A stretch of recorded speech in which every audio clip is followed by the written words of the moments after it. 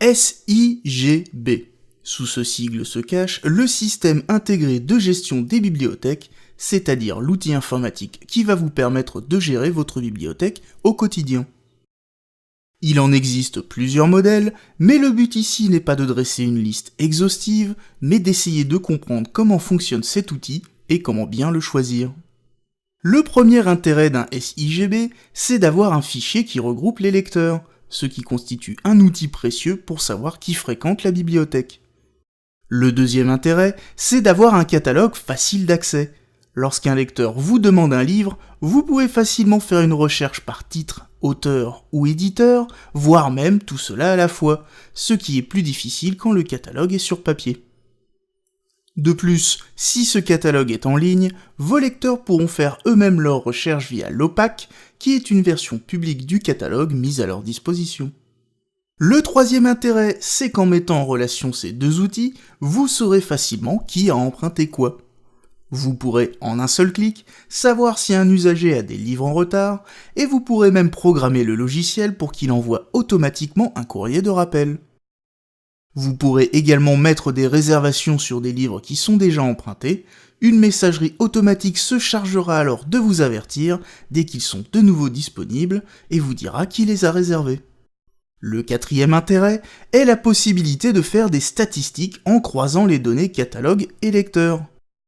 Avec des fichiers papier, cela peut être rapidement fastidieux, et l'informatique facilite grandement cette tâche. Vous pourrez savoir par exemple combien vous avez fait de prêts dans l'année, puis affiner par sexe ou tranche d'âge, quel a été le titre le plus emprunté, combien vous avez fait de réservations, etc., etc. Comme vous le voyez, cet outil facilite grandement les tâches quotidiennes et le suivi des transactions, mais encore faut-il choisir le bon logiciel. En effet, il existe plusieurs sociétés qui proposent des logiciels de gestion payants, il existe aussi des logiciels libres gratuits lors de l'installation, mais avant de se procurer le premier logiciel venu, plusieurs phases sont à respecter. La première est la phase d'étude et d'analyse des besoins. Elle permet de définir quelles sont les fonctionnalités dont vous avez besoin au quotidien. Pour cela, il faut décrire les objectifs, pourquoi avez-vous besoin d'un SIGB, les priorités, quelles sont les fonctionnalités utiles par ordre d'importance, et enfin les moyens, qui doit travailler sur ce projet, combien de personnes et avec quel budget. N'oubliez pas que le logiciel exige des fournitures spécifiques, c'est-à-dire code-barre et douchette, et n'oubliez pas non plus que la taille de votre fonds et le nombre de transactions à effectuer seront peut-être amenés à évoluer dans le futur.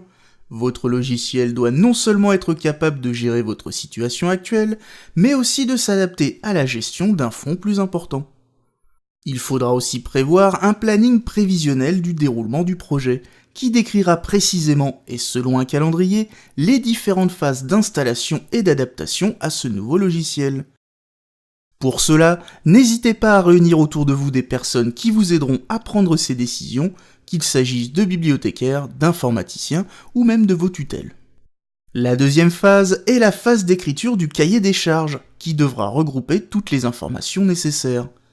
La description de la bibliothèque, de son organisation et du volume des documents à traiter, la configuration matérielle envisagée, la documentation et la formation exigée, les conditions d'installation et d'assistance technique, le planning prévisionnel du projet, et enfin, les fonctionnalités attendues de la part du logiciel.